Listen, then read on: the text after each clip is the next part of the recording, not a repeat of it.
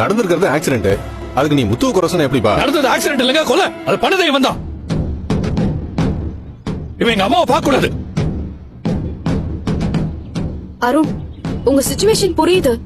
அதுக்காக நீங்க முத்துவ சொன்னா எப்படி? அவர் பார்த்துட்டு போறாரு. நீங்க பாத்துட்டீங்கல்ல, கிளம்புங்க. மாப்ள, உங்க கோவம் எதுவா இருந்தாலும் அதை காட்டுற நேரம் இது இல்ல. வேற எப்ப கோவப்படணும்? வேற எப்ப கோவப்படணும்? நானும் மனுஷன் தான், எனக்கும் எமோஷன்ஸ் எல்லாம் இருக்கு. நான் என்ன சாகல. அருண், துக்கம் வீட்டுல எந்த பிரச்சனையும் வேண்டாப்பா. அவங்க இங்க பிரச்சனை பண்ண வரல, உன் துக்கத்துல இப்படி ஆனது காரணம் உங்க புள்ள தானே.